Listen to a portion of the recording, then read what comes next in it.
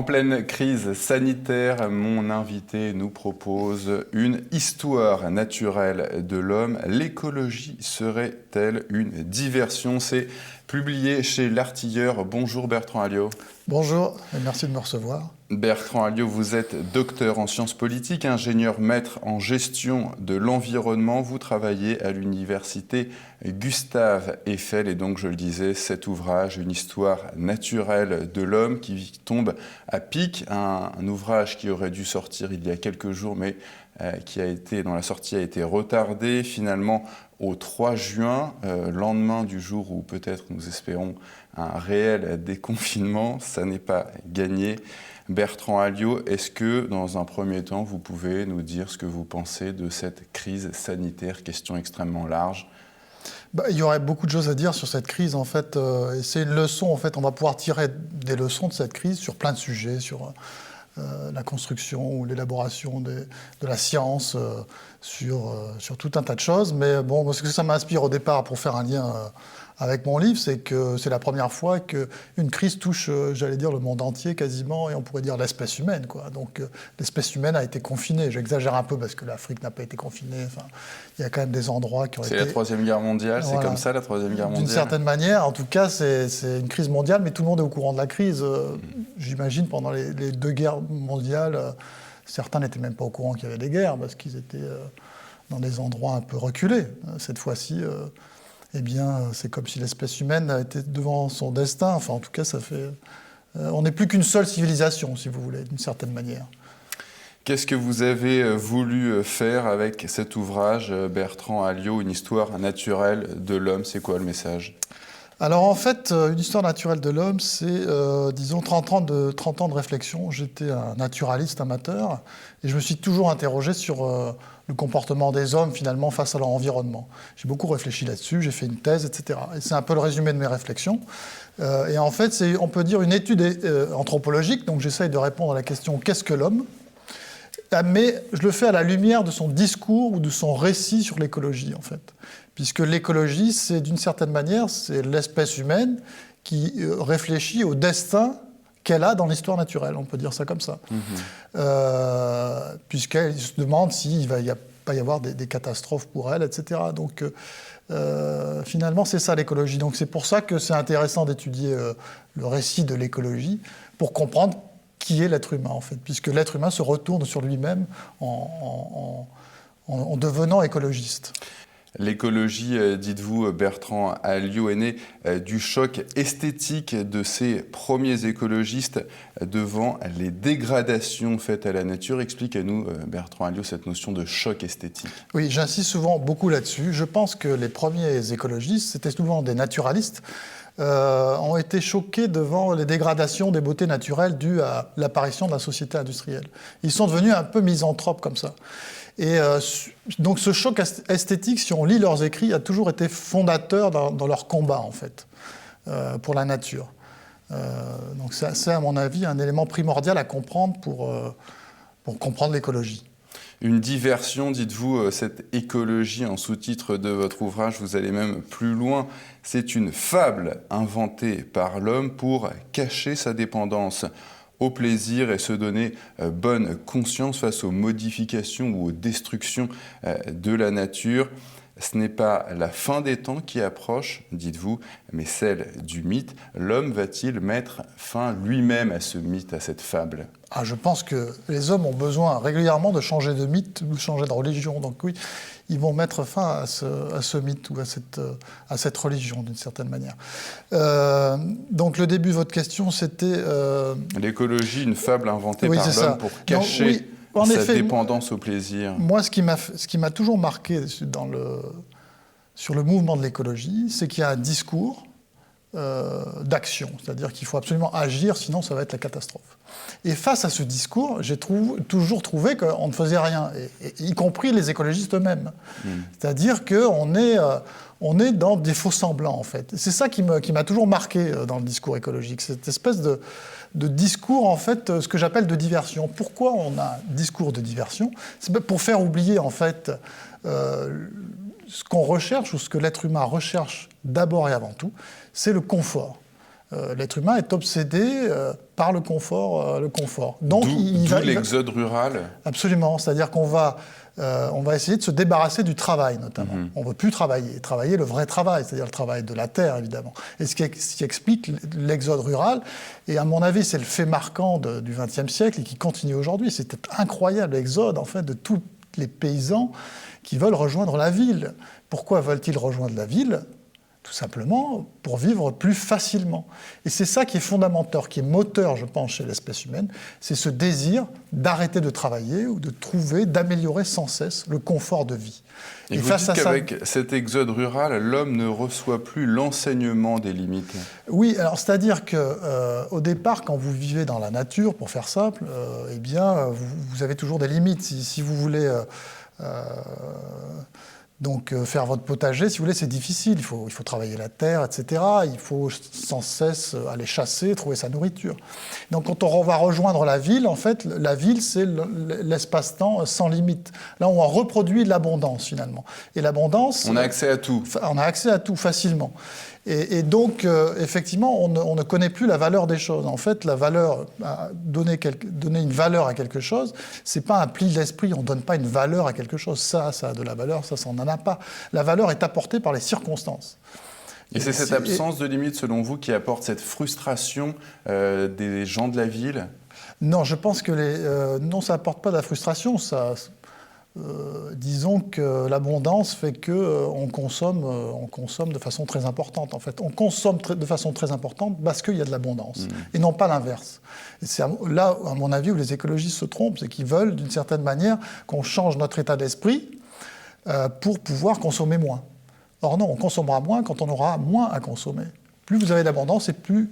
Cette volonté de quitter la campagne, cette espèce de volonté de bougisme un petit peu, vous l'expliquez dans cette phrase que j'ai bien aimée sur les hyperactifs. Je vous cite « Je me suis toujours étonné de voir s'agiter les hyperactifs, en partie parce que je rêvais d'être comme eux, jusqu'au jour où je compris qu'agir les empêchait de penser et qu'ils étaient sans doute plus que moi effrayés par l'examen attentif du monde ». Pensez-vous que les hyperactifs soient à ce point inconscients de la difficulté du monde ? Je dirais pas ça, je dirais qu'on a besoin, si vous voulez, toute l'histoire humaine, c'est d'essayer de se débarrasser du travail, comme je l'ai dit. Et une fois qu'on s'est débarrassé du travail, on a beaucoup de temps libre. Et on a beaucoup de, on voit le monde d'une certaine manière, d'une façon plus directe, et c'est un peu effrayant. Et donc je pense que certains d'entre nous ne sont pas tellement effrayés par le monde, c'est les philosophes, je sais pas moi, les poètes. Et puis vous avez des catégories de gens, en fait, qui sont obligés de faire des choses, vous voyez. D'abord parce que la vie est ennuyeuse, une fois qu'on s'est débarrassé du travail, il faut remplir ce temps libre, et puis ensuite, on peut être effrayé, si vous voulez, on se met à cogiter d'une certaine manière sur ces problèmes, sur le problème de monde, etc., et puis ça peut devenir très, très angoissant, et donc c'est une analyse comme ça, que je faisais en passant, les hyperactifs doivent être un peu angoissés, et donc ils sont obligés de faire des choses. Contrairement à ce que pense la majorité, la doxa, vous êtes de ceux qui pensent que l'homme n'est responsable que de banales modifications de la nature. Oui, alors, disons qu'effectivement, les écologistes, au départ, ils se disent que l'homme modifie la nature et donc ces modifications sont des dégradations. Pourquoi c'est des dégradations ? Parce que ça va poser des problèmes aux êtres humains. Après, il va y avoir des rétroactions négatives sur leur développement, on peut dire comme ça. Et vous prenez l'exemple du castor, par exemple, qui fait son barrage sur la rivière et qui, d'une certaine manière, détruit ou modifie. Absolument. C'est-à-dire que les écologistes ne peuvent pas s'empêcher de penser qu'on a un type d'action très différent des autres êtres vivants. Or, ce que moi j'essaie d'expliquer, c'est qu'en fait, l'être humain est un animal tout à fait banal, d'une certaine manière. Le castor, il détruit les arbres pour construire un barrage. Et ben nous, on détruit des forêts, je sais pas moi, tout un tas de choses, oui, ou pour faire sa maison, pour construire des... Sauf que la ville est tellement spectaculaire qu'il faut beaucoup de matière et d'énergie pour la construire. Et donc on prélève de plus en plus, donc c'est de plus en plus voyant. Alors, il y a une série de chapitres dans votre ouvrage tout à fait intéressant qui vantent comment les écologistes ont abordé la nature. Alors, vous avez ces chapitres sur l'économie pour défendre la nature. Donc, les écologistes ont invoqué son intérêt économique, mais cette invocation a échoué. Expliquez-nous pourquoi. Oui, en fait, on peut dire que les écologistes ont un choc esthétique au départ, et puis après, ils doivent expliquer, disons, au pouvoir public pourquoi il faut protéger la nature. Si c'est pour un simple sentiment esthétique, c'est un peu court, parce que les gens, ils ont besoin d'avoir des revenus, enfin de travailler, etc., de se nourrir, etc. Et donc, ils ont cherché en quoi la nature était utile. Et donc, c'est tout le débat, enfin, les arguments sur l'utilité de la nature, comme il y a un équilibre naturel, et donc chaque être à sa place, est utile dans la chaîne alimentaire, etc. Et si vous bousculez cette chaîne, eh bien vous allez avoir des problèmes. Et donc, ils ont utilisé l'argument de économique. Par exemple, on dit souvent que si les abeilles disparaissent, eh bien, on va perdre des milliards d'euros puisqu'il n'y aura plus de pollinisation, etc. Donc, pourquoi ça a échoué alors ? Alors pourquoi ça a échoué ? Parce que l'argument est infondé. La nature est inutile, ça ne marche pas en fait. Je donne un exemple, c'est pour faire comprendre. C'est celui d'Aldo Leopold. Aldo Leopold dit les ornithologues argumentaient que s'il n'y avait plus d'oiseaux, de passereaux, bientôt les hommes seraient dévorés par des insectes. D'accord ? Et donc, il fallait protéger les oiseaux parce que sinon, les insectes allaient nous dévorer. Et toute l'argumentation de l'écologie, une grande part de l'écologie, tient là-dessus. Mais en fait, c'est des arguments qui sont pas valables, en fait. Le problème, c'est qu'on croit qu'il y a un équilibre dans la nature. Et Aldo Leopold voyait que cet argument n'était pas valable. Et c'est pour ça qu'il est passé sur une autre façon d'essayer de protéger la nature, qui était l'éthique de l'environnement, justement. Et justement, cette éthique, c'est expliquer que détruire cette nature, au fond, n'est pas moral. Oui, c'est ça. En s'appuyant sur la voie morale, après cette voie économique, et elle aussi, cette voie ne va pas marcher. Oui, la voie économique a échoué, puisque l'homme a continué de se développer et à détruire d'une certaine manière l'environnement. Et donc les écologistes, une partie d'entre eux, ont proposé une autre démarche qui est celle de l'éthique. On ne va pas s'intéresser à l'utilité de la nature, mais on va dire que la nature a un intérêt en soi. Donc c'est une démarche éthique. Il ne faut pas la détruire pour des raisons morales. Mais ça n'a pas marché non plus, parce que... alors, l'argument moral, si vous voulez, c'est trop désincarné. On ne peut pas instiller une morale comme ça. Alors vous allez dire, je prends l'exemple du bûcheron qui coupe l'arbre. Si le bûcheron coupe les arbres, c'est qu'il y a une raison, c'est qu'il y a un besoin derrière. De construire des maisons, il y a un appel, si vous voulez, économique d'une certaine manière. Et le bûcheron ne va jamais s'arrêter de couper du bois parce que couper du bois est une utilité économique, c'est vital, si vous voulez. Et face à la vie, face à l'élan vital, aucune morale ne peut s'ériger, en fait.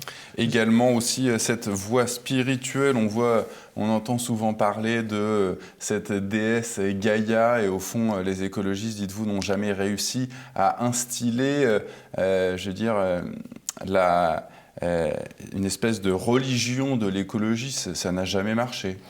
Oui, alors c'est une autre voie, effectivement. Une fois que les deux autres ont échoué, c'est le spirituel. C'est-à-dire que l'argument est de dire on est trop obsédé par l'économie, on est trop matérialiste. Qu'est-ce qu'il y a en face du matérialisme ? Eh bien, c'est tout ce qui est spirituel, en fait. Donc l'investissement, mais alors là, les écologistes ont du mal à définir qu'est-ce que c'est exactement. Et puis ils refusent de dire qu'il faut s'investir dans une religion particulière. On est trop sécularisé pour ça. Et donc ils vont inventer ils vont tourner autour de cette idée, mais jamais vraiment réussir. Et ils réussissent pas parce qu'en fait, de toute façon, même si on a un investissement spirituel, ça j'ai pu le constater en voyageant à travers le monde, les sociétés les plus religieuses ne sont pas forcément celles qui consomment le moins. Si vous allez dans la Bible Belt, la ceinture de la Bible américaine, vous aurez des consommations tout aussi importantes que dans des endroits où les gens seront peu religieux, en fait. C'est une fausse piste, encore une fois. Celle de la spiritualité. Pourquoi vous dites que le christianisme a la réputation de favoriser des comportements défavorables à l'environnement ? Alors oui, ça, les écologistes l'ont beaucoup dit, on entend beaucoup dire que... C'est l'anti-religion écologique, le christianisme ? Oui, c'est un peu ça. C'est-à-dire qu'ils pensent que le christianisme a apporté des effets pervers. Parce que dans la Bible, vous savez, on dit soumettez les animaux de la terre, etc. Il y aurait tout un tas de choses dans le texte biblique qui ferait que, je vous passe les détails parce que c'est un peu vaste, mais qui ferait que les chrétiens auraient détruiraient plus facilement la nature que d'autres cultures, en fait. Et ça, encore une fois, c'est une idée fausse. Toutes les cultures détruisent, modifient leur environnement. Alors c'est extraordinaire. Pourquoi la Chine, qui est quand même pas catholique ou chrétienne, est en train de détruire la nature, peut-être plus ou davantage que nous? Non, cet argument, encore une fois, ne tient pas, en fait. Tout ça, c'est d'ériger l'homme en espèce supérieure. Le christianisme, Jésus dit « Ne valez-vous pas mieux qu'eux » en parlant des animaux.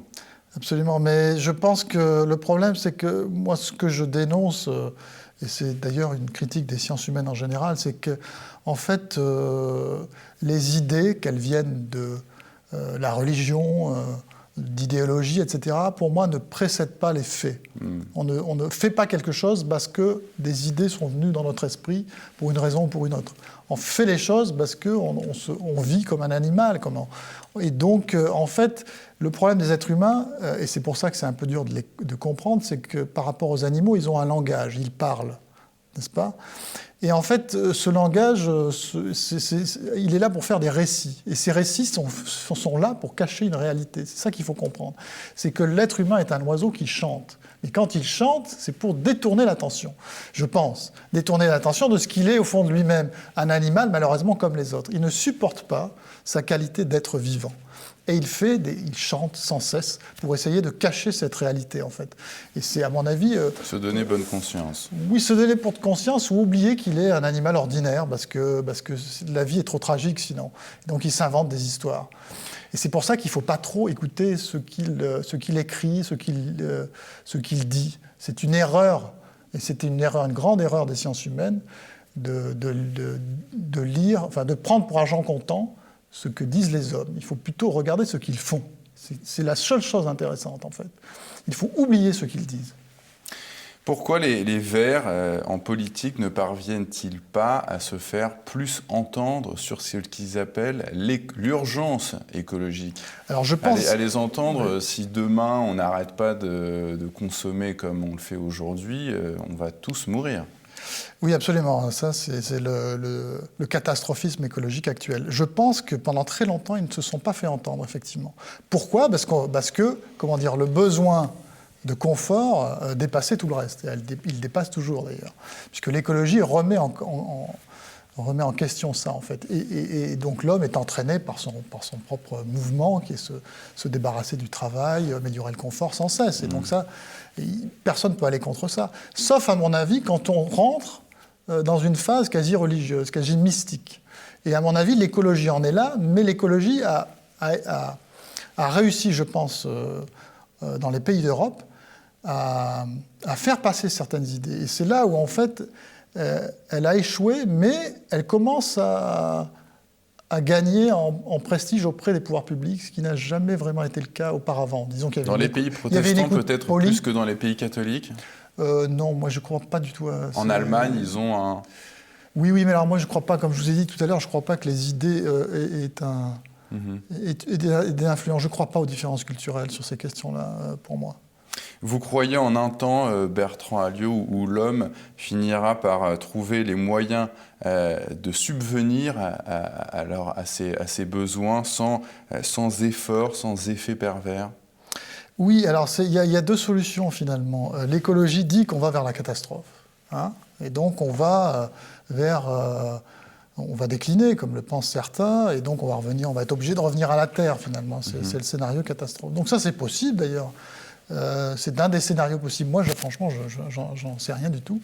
Et dans la conclusion, c'est ce que j'essaye d'expliquer. Je suis entre les deux. Il y a deux solutions. Donc, soit il y a une crise de civilisation, et on pourrait se demander quelles seront les causes de cette crise, qui ne sont pas forcément d'ailleurs des causes écologiques liées à l'environnement.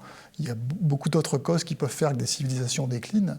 Et puis l'autre solution, c'est bien qu'on continue notre développement. C'est tout à fait possible, parce que l'homme est extrêmement ingénieux. Et grâce aux techniques, grâce à cette volonté de vivre et d'améliorer sans cesse son confort, vous voyez, il y a quand même la nécessité qui pousse derrière et qui va peut-être nous permettre de nous en sortir de façon spectaculaire. Les scénarios, pour moi, les deux sont sur la table. Et d'ailleurs, je me permets de dire que la science-fiction, si vous lisez la science-fiction, vous avez ces genres des scénarios, vous voyez. Vous avez le scénario catastrophe. Beaucoup d'ailleurs. Le progrès nous emmène à peu près toujours vers la catastrophe. Oui, mais vous avez aussi... oui, c'est vrai, mais bon, après, si c'est la paix universelle, c'est pas très fort. Pour le récit, c'est pas très intéressant. Donc on est obligé de faire des choses plus intéressantes en faisant mourir les gens, en faisant des catastrophes.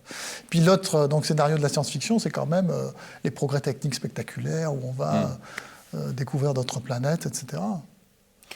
On voit ici et là, pendant le confinement, beaucoup de Français se mettre à mettre les mains dans la terre pour se faire un verger. Vous y croyez à cette forme de retour à la terre ?